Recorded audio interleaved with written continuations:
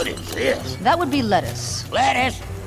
Lettuce? It's a vegetable cookie. The men need the 4 basic food groups. I got you 4 basic food groups. Beans, bacon, whiskey, and lard.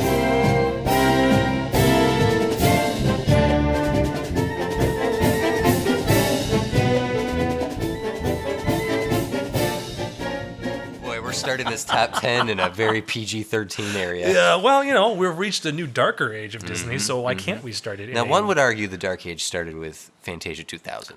Yeah, I would agree with that. With a last glimmer and spark of hope with Emperor's New Groove, which was a fluke. Which is a total fluke. It was like, wait, that should have failed. For all intents and purposes, that one. That should have failed. That's weird. So at what point does the show actually begin? The music's gone. The music's gone. We haven't even said anything. Hello, Internet Dwellers, and welcome back to the show. This is what happens when we're in the same room. Yes.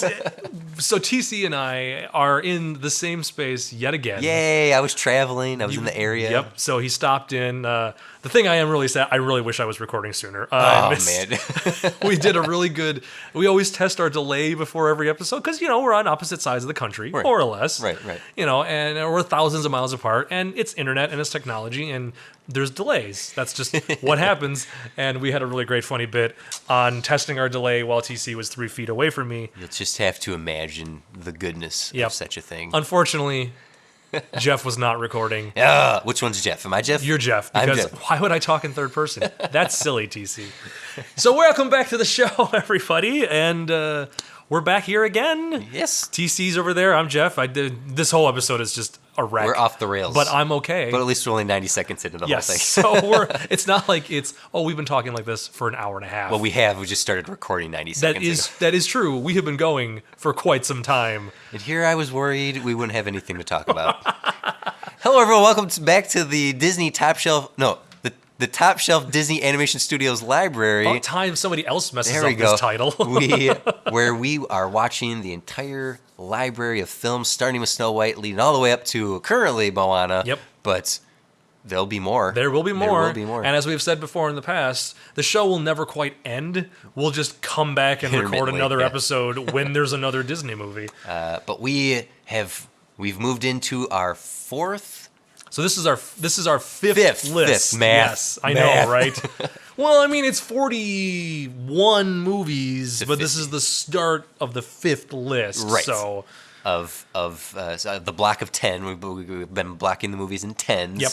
To rank them, because it would be easier to rank them that way instead of having to rank 56 movies. Which, somebody's doing it. One of the listeners did message on either Facebook or tweeted us that they are taking on the monumental task of ranking 1 through 56. I don't know how you can do it. I don't know how you can do it. I mean, I'll gladly give it a shot. Mm-hmm. Like once we've reached the end of this, maybe before our final episode, I'll look through them and see, can I rank these at all? Like I feel like, what about a top 10?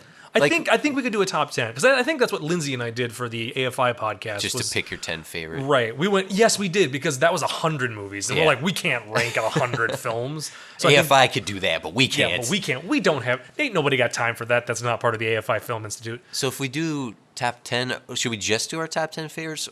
Or are we going to rank our number ones against each other? I think we're ranking our number ones against each other. That makes more sense, because otherwise, why are we having the number ones? Then we will allow ourselves, 56, 70, 3 honorable mentions. That works. There you go. I'm okay with that. I like how this works. There you go. I like it. Well, so this week, in case for those of you who often do just play the podcast without ever looking at a title. It's a very bad habit. It's a very, very bad habit. And since I stopped using the quotes in the beginning, so you can't even guess what this movie is before I get to saying it, we have come back for number 41, which is the 2001 movie, Atlantis. The Lost Empire, which for the longest time I thought was The Last Empire. Oh, yeah. And I got super confused. You're looking for it. Where is it? Yeah, I'm like, it's The Last Empire.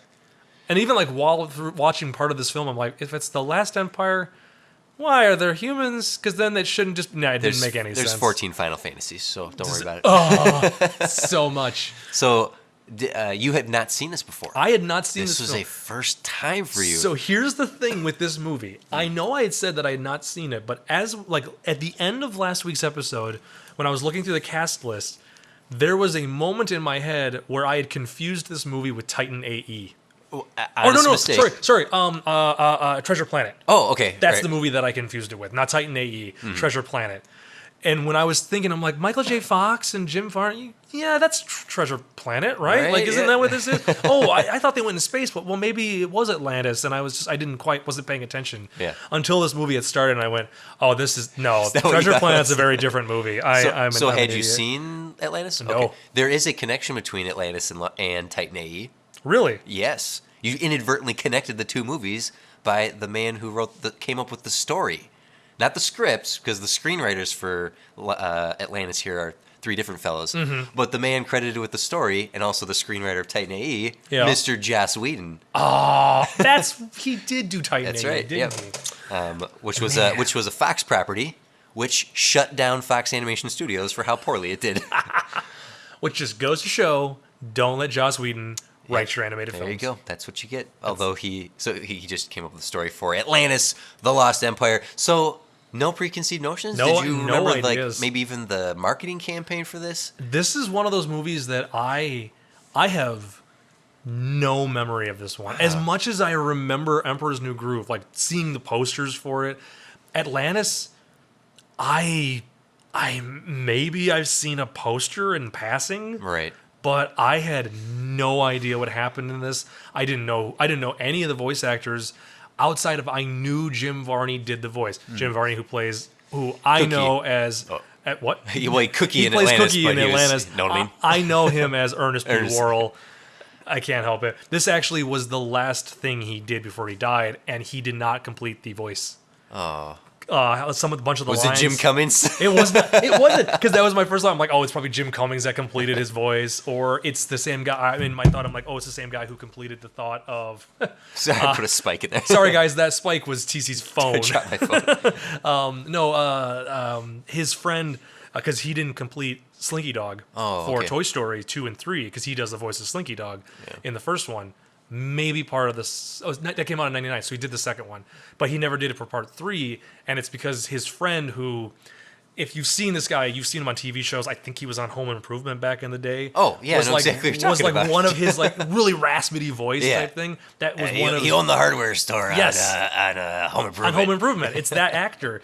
He was really good friends with Jim Varney, and he stepped in, not in this movie, but he did for Toy Story, and he does the voice of Slinky Dog nowadays. I assumed it was him for this movie, and then that scene came, and because I know Jim Varney's voice, I'm like, that's one of my notes even. I was like, that's not Jim Varney. These last like handful of lines by Cookie, I'm like, that's not him. Who's that? I hate to disparage the man because I bonded with over comedy with my father growing up, and Ernest was definitely one of those things. My dad would always say, "Know what I mean, Vern?" Like he would say that all the time. Eat bumper booger lips, like all that. I couldn't help but just hear Larry the Cable Guy. Which is I'm such sorry. a Did you know I was going shame. for that? Did you know that's where I was leading up to? No, I didn't. I'm sorry to say it, but like listening to Cookie talk, I was like, "Ooh boy." Ooh. That character had Atlantis come out 5 years later. would have Been Larry the Cable Guy. Ay. It honestly would have been Larry the Cable Guy, because it's such a character that it's like, oh, you need that gravelly, very weirdly, prospector. He'd be almost Mater, I voice. guess. I don't know. It But would be Mater. You know what? This is so far off topic of this movie itself. Okay, we have been once again ramping up to the era we're going into. We've done this previously throughout the show, where as we're nearing the Renaissance, we couldn't help but talk about the Renaissance. As we made our way through the original Dark Ages, we kept referencing the other ages to come. Right. We've been talking about this new Dark Age that's coming, and I'm kind of surprised because now it's not fair to compare this to the movies in the last grouping. Like, we were not going to rank them against the movies in the last grouping. In the ones in the actual Renaissance or like the last 10 we just Dinosaur and did. Emperor's New Okay, Groove. yep. I'm calling those Dark Age movies, even though they're in the last. This one was better than I remembered it.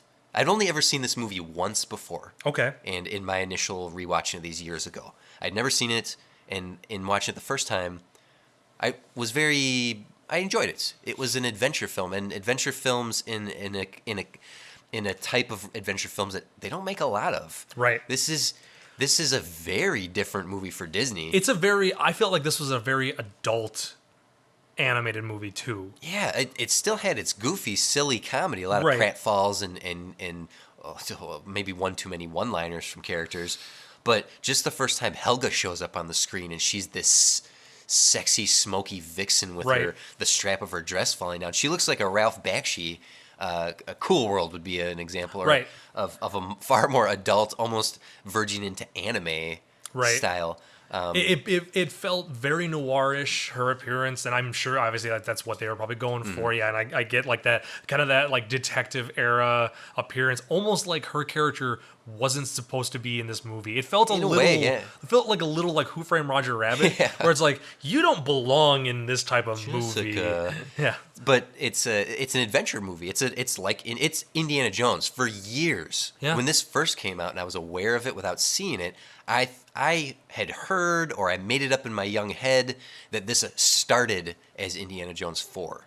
And then they just adapted it to the screen to be a Disney movie. which would be very fitting. I could see Indiana Yeah. Jones in the place of Michael J. Fox's character. Milo, yeah. Yeah. It is not. If anyone else has ever heard that rumor, it is false. It was nice. made as an homage to Raiders of the Lost Ark, even going so far as, and I know this is more in your realm, that it's a 70 millimeter film.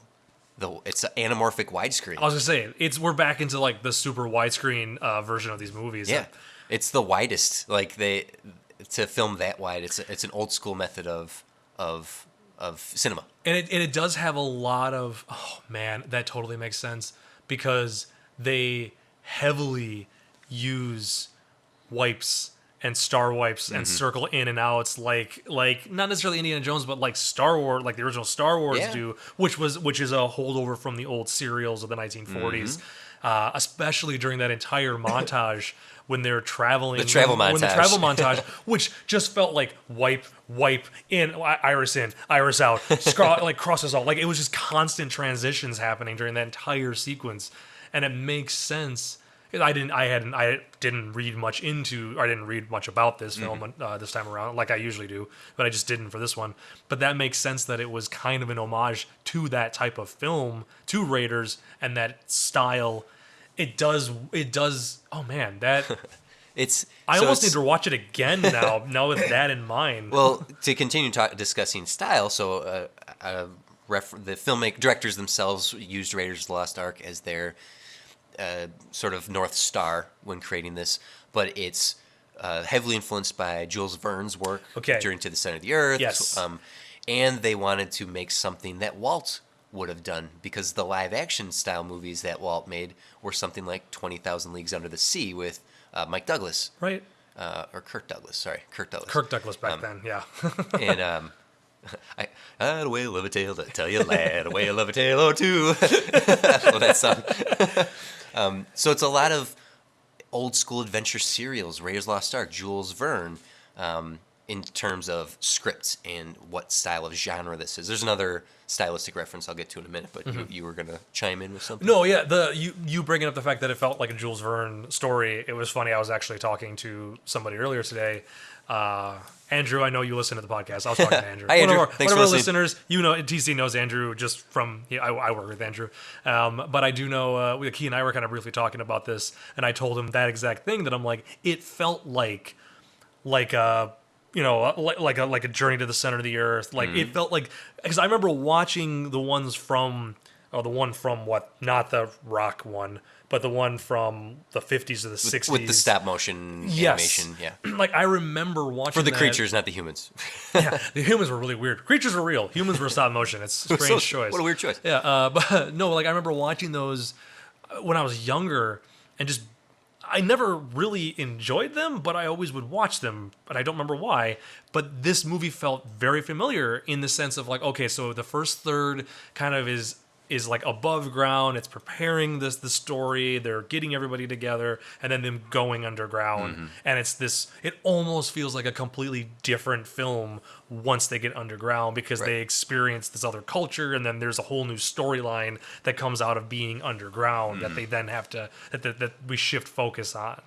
And it's man, I almost wonder, had I known that it was a Throwback. that there was a throwback film, I would have watched the movie very differently, I think, at that point. Because I felt, and this is kind of just getting into our general thoughts or our theories or feelings about the film a little bit for me, but like watching it, I was like, this seems so weirdly out of place. Because it doesn't feel anything like the Disney movies that we had previously watched. No, and that's what I was getting to when I was talking about this being the beginning or in the early stages of this second Dark Age, where we are dealing with. I think that's a misnomer, because I was expecting to come into this movie having only seen it the one time, being a bit more critical of it. I'm certainly going to be critical about it, but it's such a brave choice to make this movie. Yeah. It is so. These are the directors of Hunchback of Notre Dame and Beauty and the Beast, and they didn't want to do a musical. They wanted to make an action adventure movie, which Right. Disney had never done before. This movie stands out. It has a high body count. Yes. They kill So a lot many of people die. I mean, somebody died on the Nautilus ripoff ship. Yeah. Like when it explodes, and They're like blowing there's- people up left and right. It's like 230 people on that boat, and there was like 20 left. And There's a then, gunfight.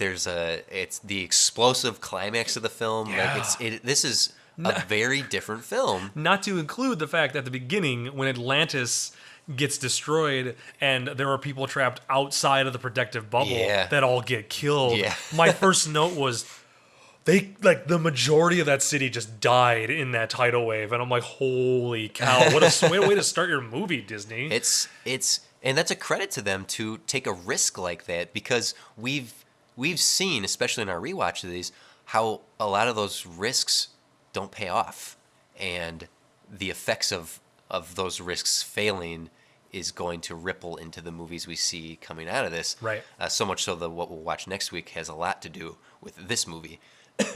Not to jump ahead to next week, but I was impressed this time around by this brave choice for them to make a movie like this, because of the advent of all CG. Toy Story had come, right? We had entered the era of the fully CG movies.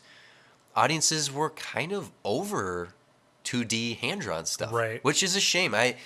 Anyone who's listened to the show enough times knows I love that era of filmmaking. I love the hand-drawn stuff because there's more to it. And Meanwhile, I'm torn because I went to school to do 3D animation. Like that's my college degree is in 3D animation. I could work at Pixar. that would have been awesome. That would have been awesome. I actually, I don't know if this sounds like, I mean, it's one of my highlights of my life. When I moved to California, I interviewed at Disney Animation Studios. Really? Like a friend of a friend got me an interview during the writer's strike when they weren't hiring. And I came in with my portfolio and got, it was for the DVD, straight to DVD department. Yeah, but hey. But to be on the lot and walk around and like, oh my God, it was a dream come true. So TC, what you're saying is had you gotten that job, you would have a very different opinion on direct-to-DVD sequels to all these Disney movies. Is that what you're saying? I think I would. Guys, we just cracked why TC hates the direct-to-DVD sequels. Is that it? Guys, it took us 41 episodes, but we figured out why TC does not like the direct-to-DVD sequels. It's because they didn't hire him. I've been on the animation studios backlot. It was all subconscious. How did it? Okay, look. Backing up here. Back up. Stylistically, to do this action this adventure film. I mean, not it does have action in it, but did you see what the shirts were for the crew? No, I didn't see it. Less music, more explosions.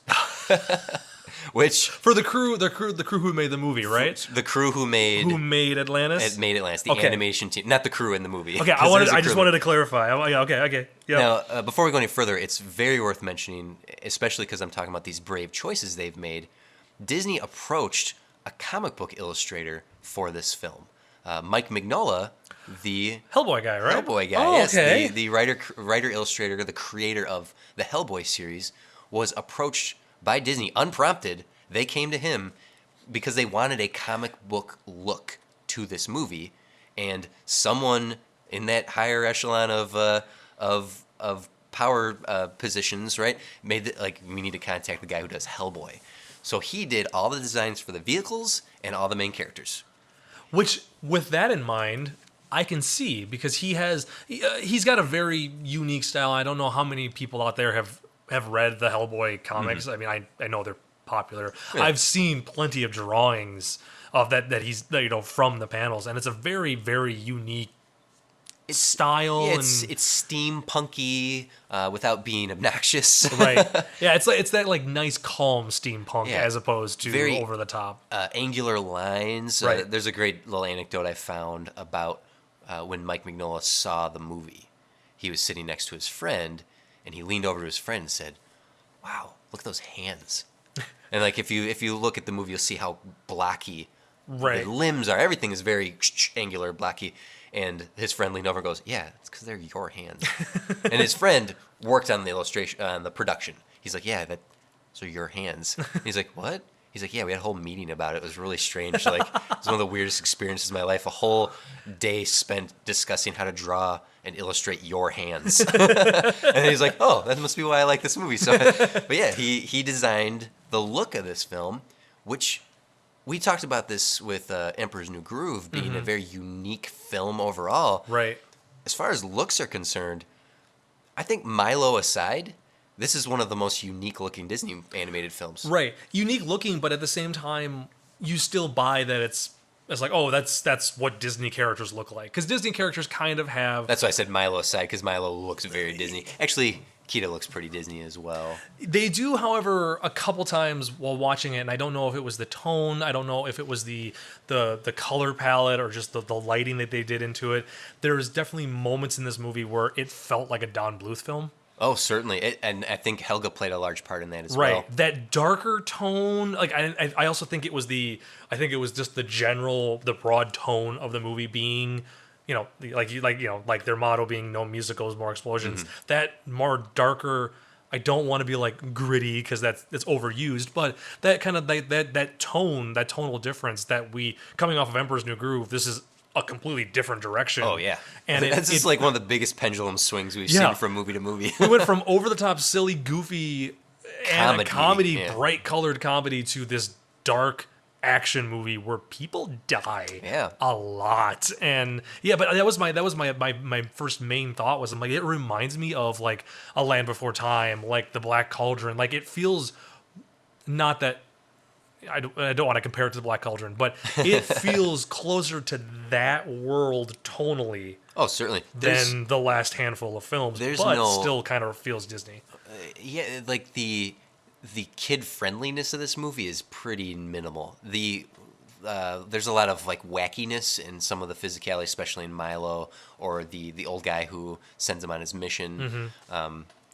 It's very physical and goofy. And like the first 15 minutes come off very physical humory when Milo's giving his speech to what you think is a room full of people, but they're actually just like Brooms and stuff. His action on like the dry erase board or not the chalkboard. Chalkboard, yeah. I'm sorry. It's 1914. Dry Oh my erase doesn't goodness. exist yet. Man, I grew up with chalkboards. I can't believe I said dry erase board. What a world we live in, TC. It's the future. The future is just erase boards. There's just nothing there. No, that whole thing, and then that old man that gives him that felt goofy. That felt not the character goofy. I always have to specify every time. Even though there's never been a question about what I mean. No, it felt sillier. It felt more like the 90s animated films where serious moments, but then kind of physically goofy moments. I actually wrote down a joke that made me laugh out loud, which was so the old guy who's recruiting Milo, he's like, I got it all taken care of. You quit your job today. I did? Yeah, you put it into ledger recognition, got that. What about my house? Sold it. Yeah, what about my cat? Meow. Yes. I like laughed out loud. I'm Yes. like, that's funny because it's so nonsensical. But it's like, wait a minute. Like, first off, where was his cat up until this point? And also, that cat's got fantastic timing, too. That was a great little joke. Meow. I did like, because I know we've been talking more about the tonal, like the tone quality and stuff like that. I did like Cookie when he says he's got the 4 basic food groups. Yeah, I got the 4 basic food groups And it's right here. beans, bacon, whiskey, and lard. And I went, I kind of want that on a shirt because that's. I want like a piece of artwork I can hang in my kitchen that says the 4 basic food groups are just beans, bacon, whiskey, and lard. I would swap out lard for butter, but I digress. It would be that basically. And see, that's where I'm kind of torn because I felt we've talked about this before, tonal inconsistency. Yes. And I won't say this is a dynamically wild inconsistency, but there's a little too much jokiness from too many characters. Mm-hmm. Like every character has to have some silliness about them, Right. And that kind of watered down any of the effectiveness of any of those jokes overall. Like, who is it? Is it Tress MacNeille who does the operator? It's the old days. It's not Tress MacNeille. It's she played the waitress in Emperor's New Groove. Florence Stanley. Yes. Right. Yeah. Like she had some great gags with her being like, Right. I have to call you back. You know, whoever took the L off of the motor pool, very funny. Well, and then Those are great. Those are great. And then, of course, anytime, because this is just all I know, Vinny, the one that the bomb expert, Father Gucci, or what is it, Father Gucci? Like, come on, like, I swear, Scarducci. I know what you mean. He's an SNL or an SCTV. Father Guido Sarducci. There he is. Guido Sarducci. I had to look it up. It's like, which, first off, anybody our age, not entirely going to get who that is. No way. Like I honestly, the only reason that I would know him just immediately off the top of my head is he's got that blink and you miss it cameo in Casper. Yeah, Casper playing Father Guido Sarducci. Well, which you're gonna is have to get yourself an exorcist. He's a piece of cake. He's a piece of crumb cake, actually. But I'm like, that man only ever does that. And I don't know if that's his actual voice or if that's just the character voice he always puts on.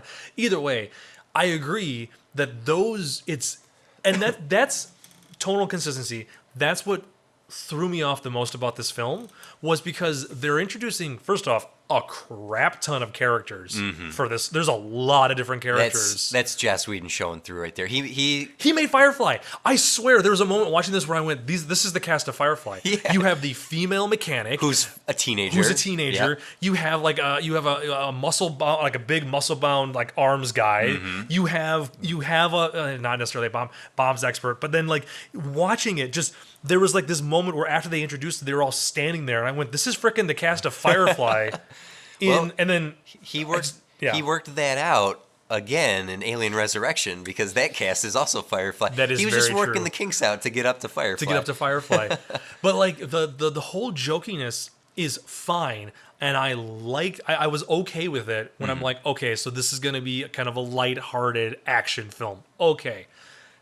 The point that I was like, what is happening is when it's the turning point, is the seemingly 180 turning point where they all seem to be bad guys. Bad guys. It starts with Rourke, who plays the main villain. Right. He's the villain, and Helga's the heavy, if you want to go off of Indiana Jones terms. Right. Or she's the muscle, right? His enforcer. The first time I watched this, that turn came out of nowhere. And I never saw it. I was like, what the crap is this? Wait. There's no indication that they are going to be villainous. Right. I kind of assume like Rourke and Helga, I could be like, okay, that seemed a little abrupt, but all right, you're the bad guy. You're obviously the bad guy, and that's your henchman. Okay, fine. Like, I would have been okay with that because they were always the straight-laced character. Yeah. So in my head, the straight-laced character becoming a bad guy, okay, fine. Yes, I can believe that. But when we've spent so much time learning like personal stories and there's goofy moments of these characters, and they all decide, oh no, we're in for the money. Yeah, and then it's that camera turn around and they're all just standing there all serious and stone-faced. I'm like, no, what? This is like a different movie. It's a very abrupt Did I swing. miss like a scene that explained that these were all bad guys? Yes, you did. The original length of the script was 120 pages. So there was more to it? There was more to it. They cut down all the other characters' stories to focus strictly on Milo and to speed up the pace of the film. Now, part of me wonders if they did this. This will happen. It happened of recently of recording this to Justice League. Make the movie as short as you can so you can play it as many times as you can. Right. Because you know you have a problem film, right? And so my thought is that perhaps they did have that longer film in its earlier stages, and they realized it wasn't as strong as they wanted. Maybe it would be better to make it shorter. I don't think it suffers like other movies that are cut down too much, but I'm glad you had the same experience. Glad is the wrong word, but you had the same experience I did the first time I'm glad that this. It wasn't something I missed. Okay. I'm glad you're pointing out the fact that like, no. there is something cut. Yeah. Because I was honestly, for a split second, they're going, I know I was on my laptop writing notes and working and looking up research and stuff on it, but I'm like, I didn't think I missed something that would have shown that these guys were bad. Because, where'd this come from? Yeah.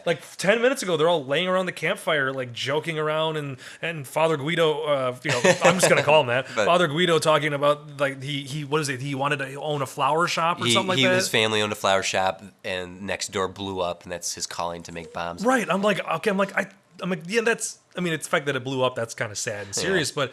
It's funny. It's like, oh, that was his calling to make bombs, and I'm like, oh, okay, you're all entertaining. Plus, the guy that just likes to dig was only ever seeming like a crazy, goofy, crazy goofy guy. When he's popping around when they're trying to find the person to do the job, and he keeps popping up from the bottom of the screen, being like, I'll do it. I'll do it. I'll go talk to her. Yes, I will do it. I will do it. That's kind of funny. Oh, suck my blue. And as I said, there's something enjoyable out of those one-liners and the people constantly having something funny to say, like Father Guido. Father Guido says, Vinny again is his character. What do I got? I got the office supplies, paper clips, real big ones. It's funny, and I would almost bet he improv'd it. Yep. But you mentioned them giving their backstories. There's unfortunately a lot of telling not showing in this movie of, now tell me your backstory. Yeah. Thank you for your monologue. Now tell me your backstory. Yeah. Thank you for, okay, so your father wanted sons and now he got daughters, and your sister's a heavyweight champ and you're a mechanic, and okay, cool, now what's your, okay, so Sweet, who actually is, father was married to a Native American Indian, which was kind of neat, all really neat backstories. Right. Everyone, what's Mole's deal? Don't ask. Don't tell him. You told me, I wish you hadn't. So just don't tell him, don't ask. Everyone's backstory, at least of that core group, was a good backstory, but they just prattled it out in 3 minutes. Which really does lend they led credence to that concept that they probably had their own scenes and they cut them and they went, well, we need to just explain their backstories so we don't lose it entirely. Yeah. It almost felt like, do we need to know anything about these characters? Well, yeah, we kind of do, just so you can relate to them. Otherwise, they're just faceless goons at this point. So, well, we have to have them say something. So we'll just write this scene where they're all sitting around, they're all talking about their backstories. Okay, great. Well, yeah, but it's all exposition at that point. It's a shame because this is, I think, the most multicultural cast we've had yet. We have black characters, Latino characters, Italian characters. Yeah. And the ambiguous, otherworldly, non-Caucasian Atlanteans, which we haven't even gotten to the Atlanteans yet, right? Because we're on the journey there. And it's a shame that this couldn't be a little stronger of a film for having such a very dynamically multicultural cast. I really liked that about this film because there's a lot of representation happening up there. It's just unfortunate how they breezed through a lot of this film. Right. It was very ambitious of them to take on this genre. As I said before, this style of adventure film is rare. Pirates of the Caribbean is an adventure film. That's it. That's all it is. It's not, yes, it's funny. Yes, it's got some drama. Yes, it's got some, you could call them horror elements, but it is straight up an adventure movie. Right. And John Carter of Mars, sure, okay, I guess you could kind of say it's a sci-fi movie, but no, that's a straight-up adventure movie based on an adventure serial book. And Atlantis here is an adventure film, and that's rare in this library and just in films in general. And just in film generals to be basically a genre. Yeah, it's Raiders of the Lost Ark, adventure. Right. So, and it's strange that it's so rare, but it might not be strange because it's hard to pull off. Yes. Especially if you think of something like the Marvel Cinematic Universe now, they mix genres. It's a superhero film, but it's also a spy thriller or a tech sci-fi. You have space adventure. Like the first Guardians is really close to being an adventure movie, but it's also sci-fi because you got spaceships and aliens. Right. And just to show how hard it is, I mean, look at Pirates of the Caribbean. You're a great example of a brilliant adventure film. That first Pirates of the Caribbean is a really good film. Oh, it's a fun film. I couldn't tell you, for those of you out there who are my friends who were with me the summer that came out and the following year, you know how many times we'd watched that movie Like, we'd go to a friend's house every weekend and just it'd be on. We're like, all right, we're just gonna put that on. And we watched it. We saw it in theaters like 6 times. It's because it perfectly captures that genre. Yep. And then you get the sequel. well, Any of the sequels. I know, we don't have time to talk about it. But then you get the sequels where it's just like, what? This is... Guys, oh, you failed. You failed. But the first one being so good. And I agree, this genre is not an easy genre to hit. I would personally love to make an adventure movie. Yeah. But I am so intimidated by the scope of what that project needs to be, or what that story needs to be, that's why there's a part of me that's a little torn about this, because I'm like, well, if that's what this is supposed to be, well, they nailed it to a degree, but then there was definitely parts where they failed at it, and I'm like, I wish they could have done better. They didn't. I feel like they didn't commit fully. I would have liked that 2-hour movie. Yeah. I feel like there's enough stylistically and tonally, and there's potential in the characters that first version of the script that they could have made, which was going to be more events leading up to Atlantis, like the Leviathan when they go against that big giant CG robot. Yeah. It's a machine. And now I guess when it comes down to it is like, well, remember the audience of this film Right. is supposed to be kids. Maybe this one being geared a little more towards young adults. Like maybe, because this is 2001, so maybe trying to hit my age group of kids who were coming out of the Beauty and the Beast and Aladdin and Little Mermaid, who we were little kids when those came out, and now we're in high school and we're, maybe upper middle school. I was 2001. I was sophomore in high school or junior in high school. But like maybe being a little like now we're older, so we want a little more adult, mature film to watch. We don't want to watch a kiddie film anymore. Well, what was the body count? I mean, I know the killing in this, the murder in this, the deaths in this, and also having. Okay, I often use Disney movies in this library as an example of this is a great gateway to. Right? Yep. I think I could credit this as potentially a gateway to anime. Because anime, traditional Japanese animation, tend to be a little darker films. You can get, rated R style when you look at like Ninja Scroll and Akira and some really heavy duty cinema, right? But it's animated, so it's this weird. It's so quick for some people to just write animation off for kids. Now, Atlantis certainly doesn't go into the blood and gore and the sexiness of certain animes. It's a very clean. It's all clean deaths. Yeah, there is a little blood on Milo when he gets his little scratch on his shoulder that Kida heals for him. But that's his blood, right? Yeah, you're not. But I think that this potentially could be a gateway into that style of film, perhaps in terms of like more serious animation. I mean, I could be wrong. It just seems to me this would be the kind of movie like, oh, did you like the action of this? Did you like the more adult nature of this? This wasn't your kid's movie, right? This felt, well, let's move you over here and try to get you in your Cowboy Bebop or Trigun or right, because the animation style was the right direction. The tonal quality would be more along those lines. Maybe it's still a little goofy, but that's because Disney. Yeah.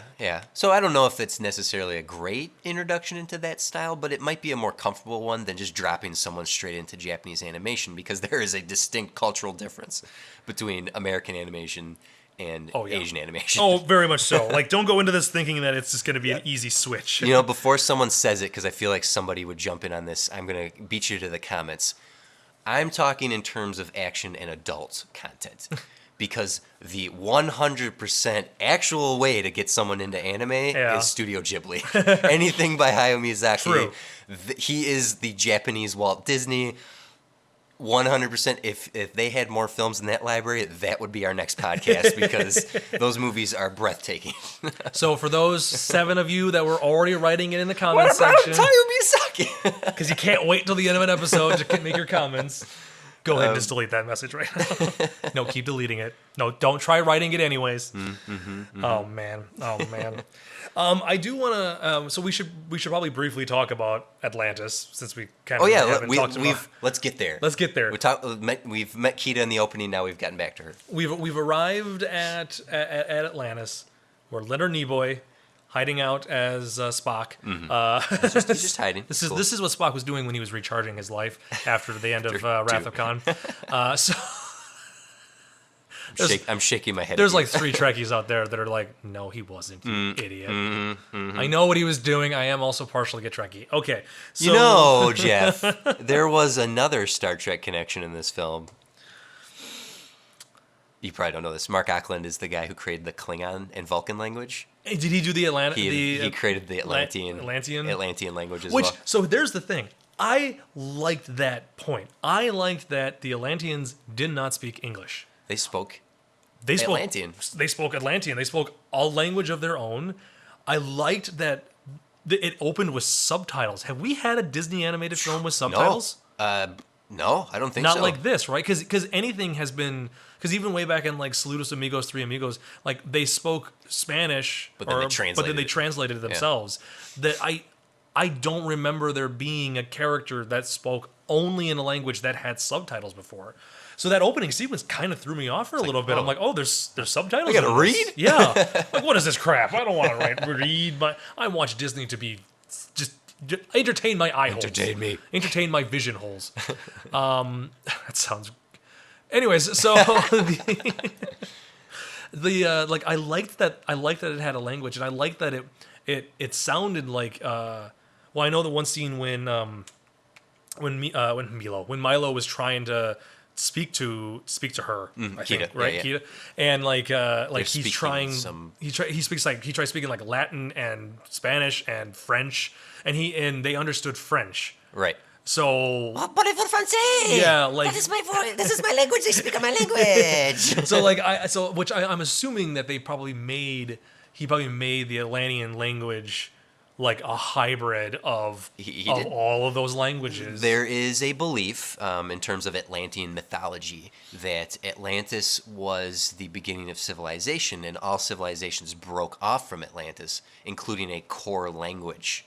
And so Mark Ackland, I believe I'm saying his name correctly, built a language on Mesopotamian languages and East Asian languages, India, Southern European. He built the language around that, and went so far as to build the text for it as well. Right. Which I could be wrong, but I believe Milo read it left to right, right to left, left to right, right. Like he flowed through it. That I did read. That part of it I did read. Okay, That's how they wrote it. It was meant to be read left to right, down the next line, and then right to left, Okay, and then down the next so. line, because it was supposed to be a reflection. This is like one of the few pieces of trivia I read for it, or of just backstory, because it was meant to be like a reflection of like the wavy water-esque flowing flow back and forth. of the Cool. Atlanteans. All right, sharp eyes right Sharp here. eyes right there, because I did not see that. I read that as a trivia fact. Oh, nice.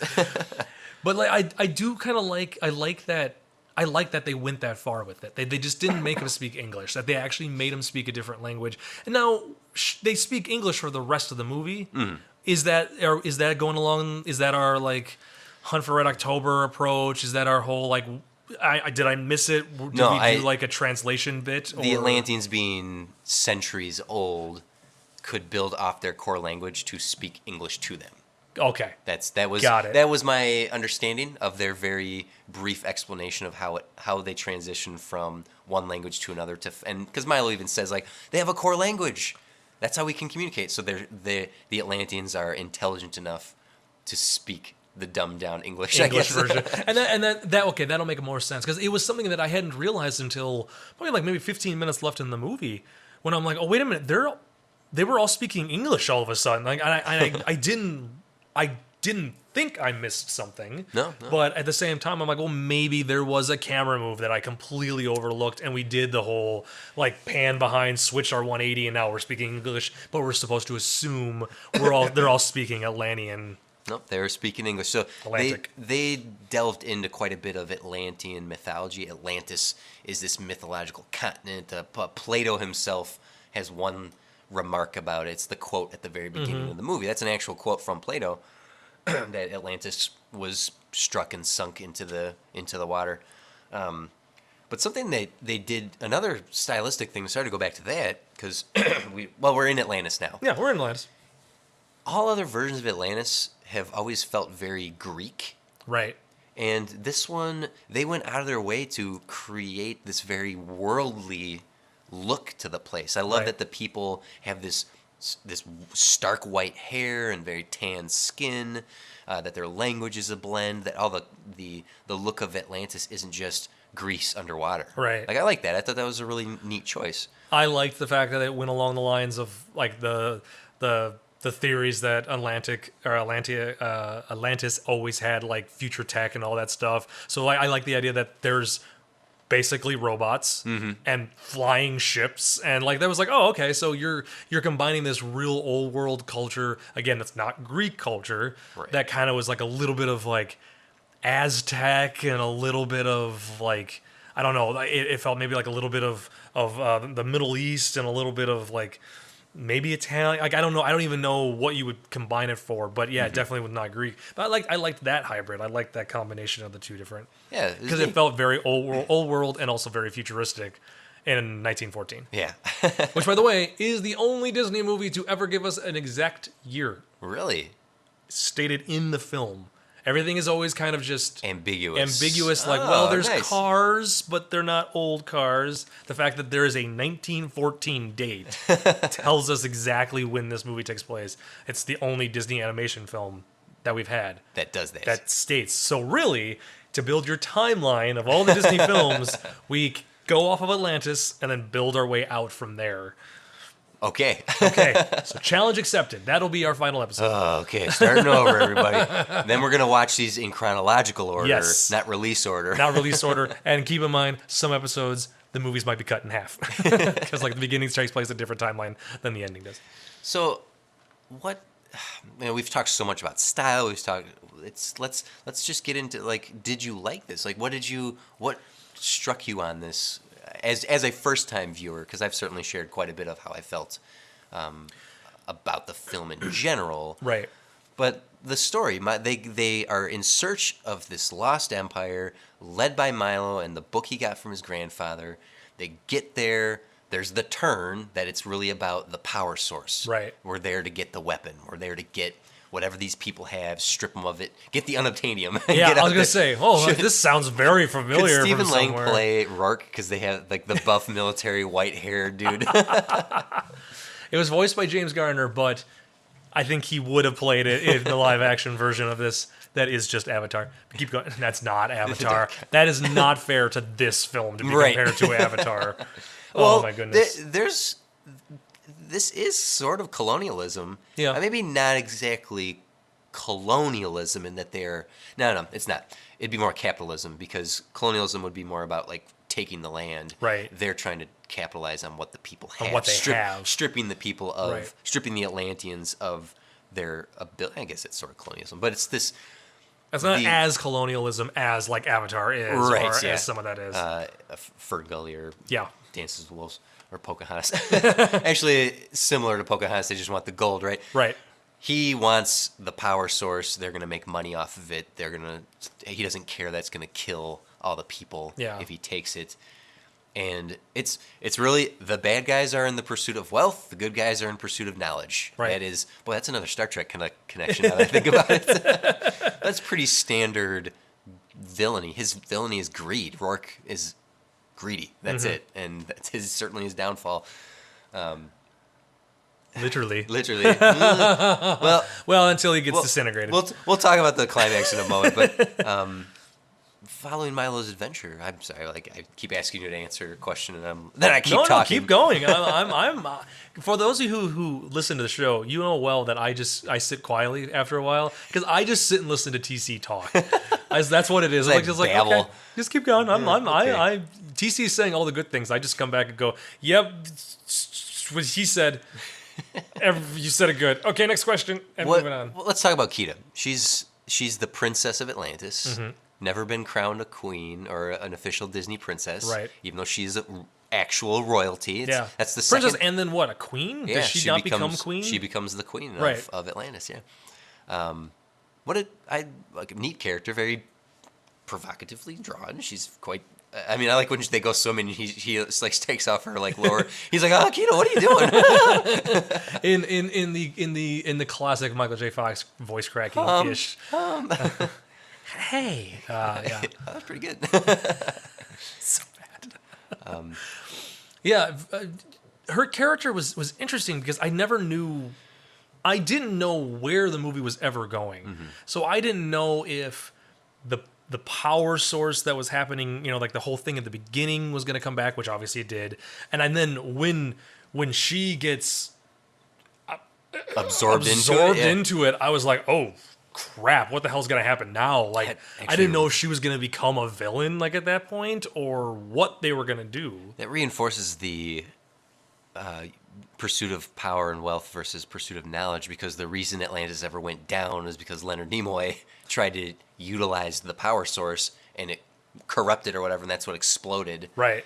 It was too powerful for them to be able to handle, or Yeah. some comment like that. And then the power source is the MacGuffin, and Kida becomes the MacGuffin. Yeah. For in terms of filmmaking, MacGuffin is the object that causes all the action to occur, right? But It's it itself is not really important. Right. It's just what drives all the other characters to further the plot of the film. Right. The Maltese Falcon is considered the MacGuffin because from the movie The Maltese Falcon, because it's the item everybody wants but nobody wants it. The briefcase from Pulp Fiction. Pulp Fiction. Yes. Yeah. We don't know what's in it. Doesn't matter. Everyone it's just wants what it. everybody wants. It's that item. And Kida devolves into that. She is a character. She has agency in that the king forbade reading. So when she finds out Milo can read, she's like, "Tell me what this says." And he's like, "Oh, well, the power sources." That's pretty good too, Come on. Lost it at the end there. I like that she has this. She wants to know more. She has the pursuit of knowledge, and Right. then they take it too far. The turn happens where everyone's a bad guy. We're just here for the money, and then there's a little bit of Al Pacino. A little bit of We're all here just for the money. Atlantis Hotel. Buy me. My Al Pacino always becomes Scarface. That's what my Al Pacino is. It happens that way.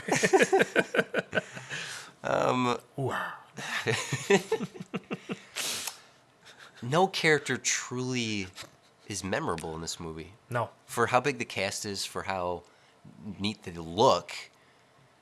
Because you get, even with who does the voices of the cast, nobody stood out. That's a shame. It's a shame because there's so much potential here, and I don't think this is a bad movie. No. It's an enjoyable film. There's enough in it to maintain engagement in it, and it's fun. It's a good adventure. And again, now that I know that it was meant to was meant to pay homage to adventure films or adventure serials or Indiana Jones and that type of movie. Now that I know that, I do legitimately want to go back in the near future. Not right now. We're doing a podcast. Right. But like, Jeff, come back.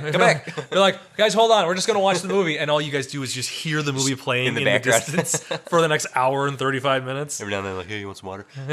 But no, like it does make me want to rewatch it with that knowledge, with that framework in my head, because I really do believe that would give me a different opinion on the film. Right. Now, when it comes to our ranking of where this movie is on our lists and stuff, obviously, right now, we all know where this is going to be, guys. It's the only option. It's the only option we have. But I'm personally curious to see, for me, just for me, I'm also curious to see for you, but at least for me, I want to know where it stays on the next 10 films. Yeah. I know we're hitting a lot of weird movies coming up, and the list is going to be really goofy, but I want to see if it does stick around. Like if by the time we're done with these next 10, I'm like, oh, you know what? That was a really good movie. Actually, Now that I'm thinking about now it, that I'm yeah. thinking about it, it was this, and this, and it was good. But Obviously we've been sitting here talking about a lot of the finer points of the style and the risks that they took in making this. Great score. oh yeah, Who is it? It's was James this Newton Howard James again. Newton Howard? Yeah, I was gonna say Great score. It felt like Yep. it again because it felt like they were making like a PG-13. I could picture this as being a PG-13 action film that just happened to be animated. Yeah. Now I know it's Yeah. not PG-13. I think this is only PG. It is. It's the first PG since Black Cauldron. Was it I Black believe. Cauldron? Now, everything we've said so far, I honestly think this might be one of the coolest climaxes we've seen because that battle sequence is really well done. Yep. It loses a little bit in the spatial, like knowing where everything is on the board. Right. But when they root it back to the balloon rising, which Right. has Kita in the box, right? When it roots it back to that and reestablishes the space, then you can reorient yourself. But that is a really neat climax. The firefight between the faceless goons that working for Rourke versus Right. the Atlanteans on their laser ships. Yep. And then just the twist portion even of the ending where Rourke throws. He's like, we're losing altitude. We need to lose some weight. And Helga's like, oh, we need to lose a little bit. That's all. Oh, sorry, my dear. And just shoves her off. And I went, holy cow!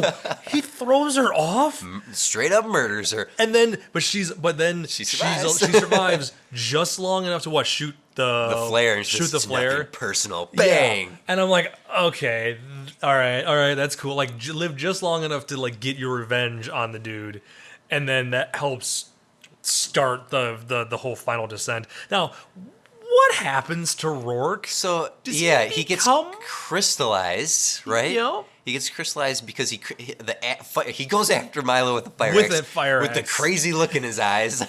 He looked just like this. I like to picture that Rourke is the uncle of Cloverleaf from Roger Rabbit. From Roger Rabbit. Roger Rabbit takes place in the 30s. This is 1940. So older uncle. That's right. We'll watch older uncle. Maybe dad. It's his dad. What if it's his dad? They're all about power. Sorry. That battle sequence going around while Milo goes head to head against Rourke, and Milo's just dodging, and he's, but he cracks open Kita's case. She crystallizes him. We have a you think he's dead, but he isn't moment where Right. he comes back, and then the flare goes off, and he gets chopped to bits by the propeller.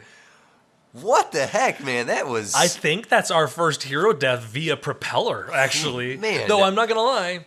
They were in a balloon, TC. I was very close to writing villain falls to death, yeah, for like- my trope, but then Helga fell. And I went, oh, well, okay, so a villain, I guess. hench or like sidekick falls to death, and then realized like she was still alive, so technically did not die yet. Really, that didn't get written down. But yeah, that death is insane. It's not just. It's like they took what could have been 3 or 4 different deaths.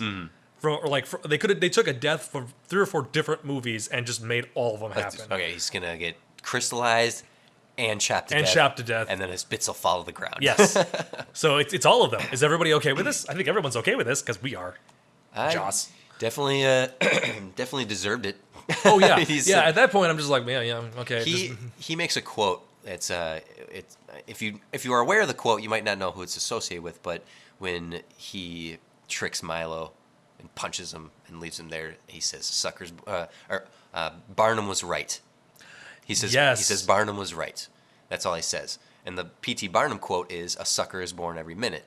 And Rourke suckered Milo into leading him to the power a source. very educated quote. It's a very cool quote. Like that's a quote like you need to know other things in order for that to make sense. And the fact that it came out of the villain's mouth, because make no mistake, P.T. Barnum was a villain. Do not be fooled by whatever movie you may see. Despite Hugh Jackman. Hugh Jackman, a national treasure, an international treasure, because he's Australian. Yes. But P.T. Barnum himself, an American treasure of a-holery. Of course he is. I would expect nothing less from us. Yeah. But that was a really eloquent reference to Barnum was right. Like I heard that and I'm like, oh, I know what he means. I by know that reference. I heard the quote and I knew what he was referencing. Yeah, and I liked that. I liked that.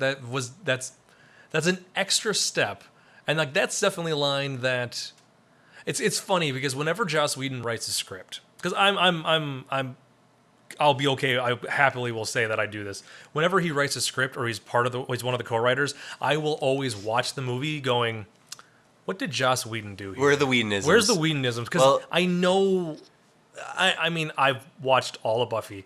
I know he didn't write all the episodes. I've watched all of Angel. I've seen Firefly. Obviously I watched the Avengers and watching Batman v Superman Justice League. Justice League, and you're watching that and you're like, that's a Whedon. That's Well, Whedon. The thing is, though, Whedon says there, quote, "There's not a shred of me in this movie." And that he's still just credited Yeah, anyways. but from a story point, building the team, like that's so. There's Joss Whedon-isms in here. maybe it's not his exact line. Right. Yeah, and it's humble of him to say, like, no, don't give me credit. Yeah. AKA didn't do well. I don't want to be credited. Thank you. It didn't do well, and that's unfortunate because it was one. I said this earlier in the cast. These risks, when they don't pay off, affects what comes next. Right. And it might be the movie's fault. It might just be the audience changing and having other options to films. But there's certainly some Whedon-isms in this movie. He reuses a lot of stuff, right? Like he borrows from. It's like he's cheating on his movies, like he did with his wife. Oh, that was a Whedon burn. That was a Whedon burn. That was a burn in the weed. Mm-hmm. No, that doesn't work as well. Whedon burn was better. Of all the movies we've watched so far. Oh, well, I'm putting this at a -6. That's not fair. Just because. No, of all the movies that we've watched so far, obviously the guys, for our guys and gals, I always want to clarify that. I apologize. I'm from Wisconsin. Everyone's guys. Everyone's guys. Hey, guys. We mean nothing. This means nothing. It's not negative or anything. It's just everyone's guys. Yeah. Like that's what we do. Go a little bit north and it's use guys. It's use guys. And then you go further north and it just becomes goose geese. And then it just becomes geese when you hit. Yeah.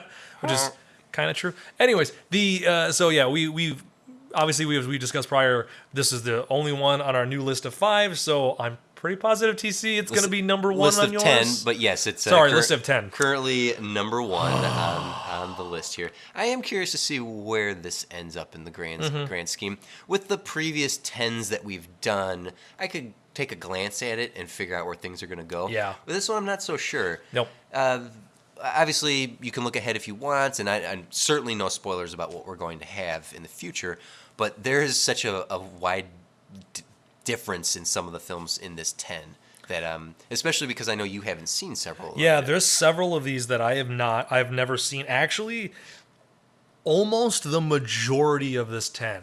That's exciting. I have not seen before. There's definitely just off the top of my head looking at it because I'm cheating because it's our podcast. You do what you want, man. I see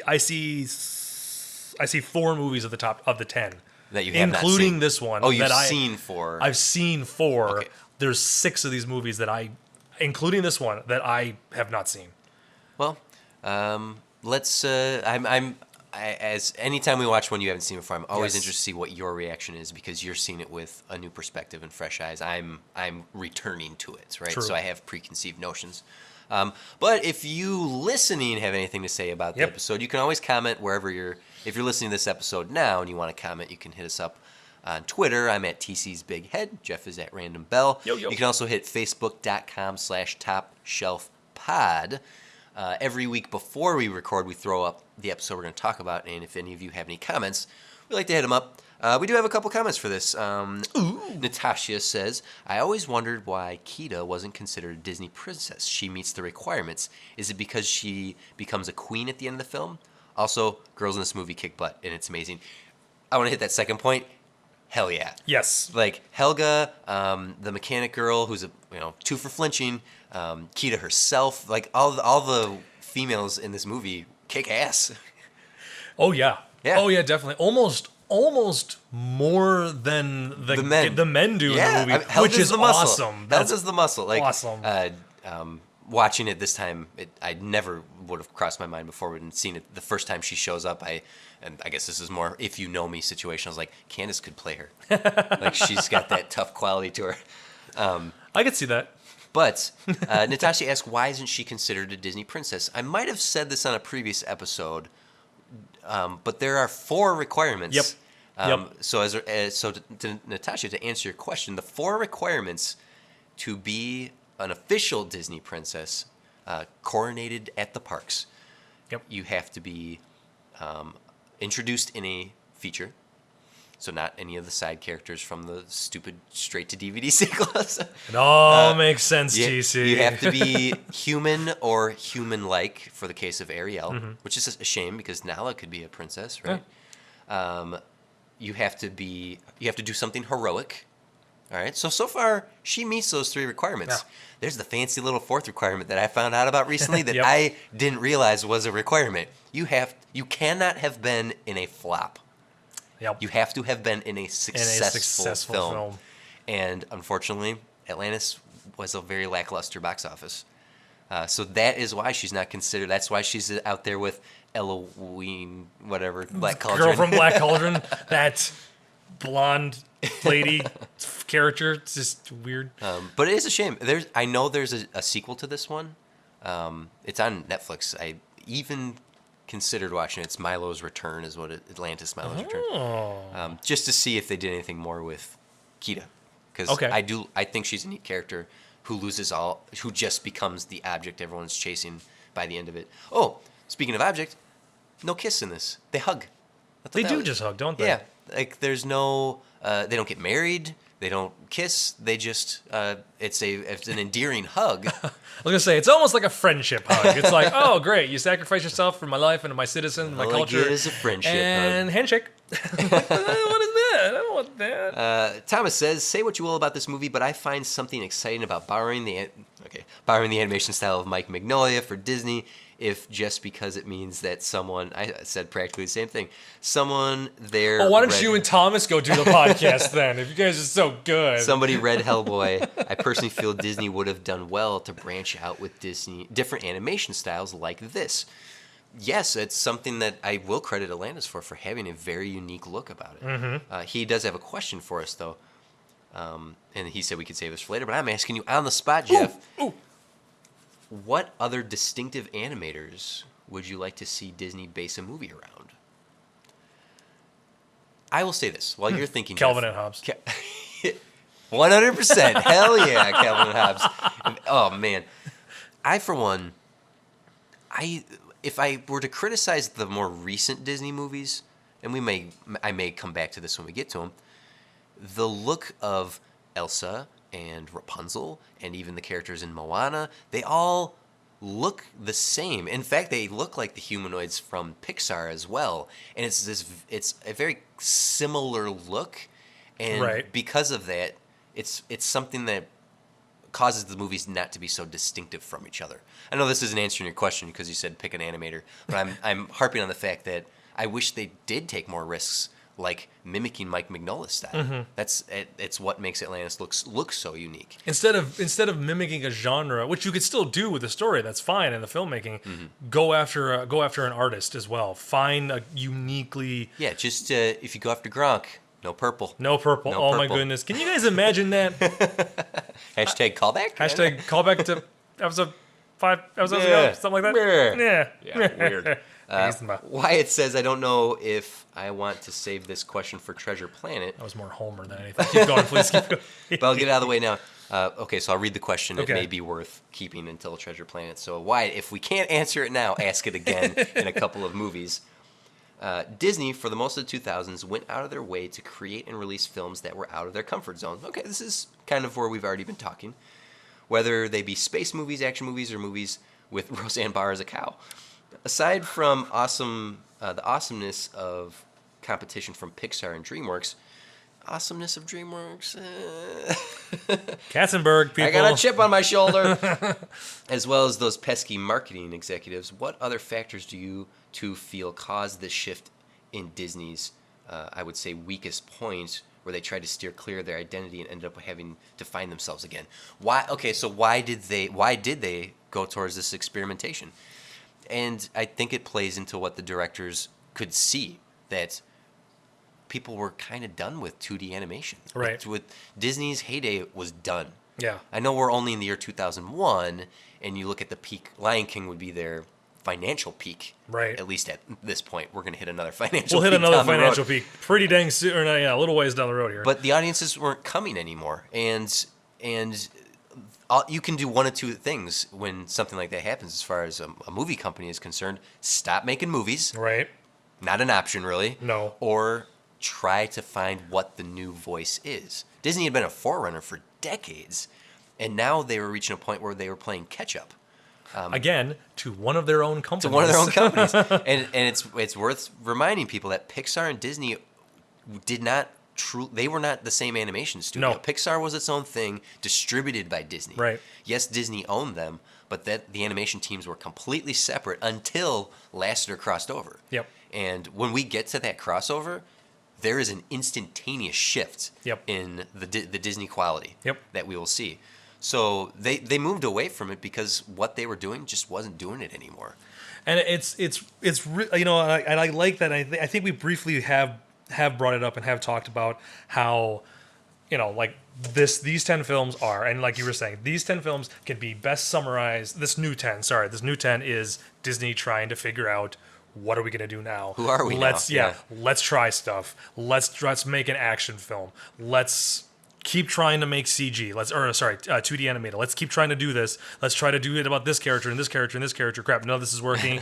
Okay, we need to make another CG film. Let's not make it like dinosaurs. Can we make it all CG this time instead of partially CG? It'll take them a decade, and we'll see it in this 10. Yep. It's going to take them almost a decade to rediscover themselves, and it's maybe this is great because this is the first episode of this 10, and we'll come back to it when we wrap this 10 up. Right. In where did they fail? Where did they succeed in trying to rediscover themselves? And they certainly did, because what Disney is known for up to this point is Little Mermaid, Aladdin, Beauty and the Beast, Lion King. Films that have come out at this point, even in this point in it, like the earliest one over a decade ago. Yeah, and that was the standard until the new era that we're in now, which is a new standard. Yep.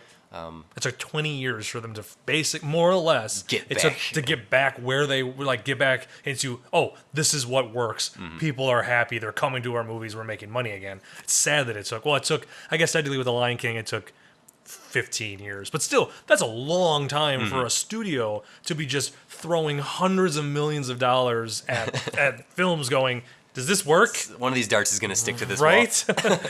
wall. So, kind of to wrap up, just surmise here, I was pleasantly surprised how much more I enjoyed Atlantis this time than I did the first time. Okay. I do see its faults. I do see its problems, which we obviously discussed at length here. But I was impressed by this risk. It didn't dawn on me the first time. And it's helped watching the movies in order as we have, that I respect them for taking this chance. And it's a shame that it failed. So this leads me to wonder, am I going to feel that way again as we get through this next set? The 9 that follow here, I'm wondering if my appreciation of their risks is going to be taken into account when I think about and watch the movies we're going to watch. I don't know. That could be. Yeah. That could be. I mean, like it's going to be fun. This is going to be good because you're going to be looking at these next 10 differently because you've seen them. Right. I mean, again, I've seen a couple of them, but you've seen them, so it's you going into them going, I'm rewatching this, trying to figure out, does this work better this time? Yeah. I'm watching it going, is this the movie? What are they doing? What's happening? I don't understand, and I'm just going to become the troll. Yeah. I've one of our listeners tweeted at me. It's a question he's asked me which movie I'm least looking forward to watching. Mm-hmm. We haven't gotten there yet. But in this, like when we hit Oliver and Company, I was like, that's the one. But then we got past Oliver and Company. Then we hit Dinosaur. I'm like, no, that's the one I was least looking forward to. So we have another one coming up that I'm like, no, that's the one I'm least looking forward to. I'm curious. I'm in my head. I'm trying to think of based on how would I know. But now I'm not so much afraid to get to it. I'm actually more anxious to get to it because I'm going to be watching it with the idea of like, okay, they're taking some risks here. What works, what doesn't. And you know what? That frame of mind, much like, again, for the third time in this episode, me saying, like, going back and watching this with the frame of mind of, this is an adventure film. Going into this 10, for me, with that same mentality, might be helpful as well, because I might be able to look past, some of the shortcomings and be like, this is what they were trying to do. They didn't quite get it, but this is what they wanted to do out of it. Okay, that makes sense, and I'm willing to forgive it a little bit more. Yeah, that's curious too. I'm going to keep that in the back of my mind while I watch these movies and go, what the crap's happening? Well, what is this? What do we have next on the docket? So next is one of the movies that I have seen because I saw it in college. Animation school. That's what happens. Yeah. It is the 2002 one of two 2002 movies that we have. Doing it again, Disney. Disney again. Only 2. And then we go back into once a year for the remainder of this list. But in 2002's Lilo and Stitch. Lilo and Stitch. Oh, hello, means fabulous. I've only seen it once. I am Okay. excited to see it again. I'm looking forward to talking about this one. I am too. Obviously, I have another cheat on this one, but we will discuss that next week. So keep an eye out on the Facebook page for our post for Lilo and Stitch. If you have any thoughts you'd like to discuss, good comments this week. Yeah. And you guys, I really appreciate the conversations. And Thomas and I had a really nice conversation wrapping up our last 10. I love engaging with you guys. Even some of the private messages I've been getting on Twitter, which don't lend themselves necessarily to questions on the show. Right. But good questions this week. I know, lots of good questions, especially since we delayed our recording to this. By the way, this episode, we're recording this in less than 12 hours before it goes live. It's gonna go live. Yeah. So this is like a very fast turnaround time for us. Peek behind the curtain over here. Yeah, totally didn't just timestamp when this episode takes place, and the fact that look at that, it is 6:22 in the morning, Stop it, and stop we it. have to go now. TC, Okay, post it. This is all live. We're just live streaming the entire episode for everybody individually. No, even more appreciation that even though we delayed it an extra day, that there was still a lot of good comments, a lot of good questions, a lot of good interaction with you guys. Yeah. I do chime in from time to rarely, but I will try to chime in under my own profiles just so you guys know it's me and it's not TC. But I think that wraps up for Atlantis. I am curious to hear what people have to say about some of the things we discussed here. So, Indeed, yeah. indeed. Oh, one last thing, TC. There was a trope. Oh, there was. Oh, what was it? Perpetually barefoot protagonist. Was it Kita? It was Kita. Oh, okay. She never wore shoes. Well, no, there's 2 tropes. Orphan protagonist. Oh, yes, orphan protagonist. Both of them. Like, her mother was gone. I forgot about and that Milo's, one, both actually. of Milo's parents were gone. Completely forgot There you about go. that. That's a good thing I'm here. See, that is why TC's here to finish even my sections. We might get to record in the same room again next week, so We'll have to. We'll have to see what happens. we'll have a little less conversation. And a lot more action, please. Maybe. Okay, cool. All right, everyone. This was a podcast. Yes. We were the people that you were listening to, and this is a sign-off. I'm gonna go read ancient languages, Left to right. left to right, And then right to and left. then right to left, And left to. and then I want to be a waving, flowing wave. Do you know how to read upside down? No. You just stand on your head.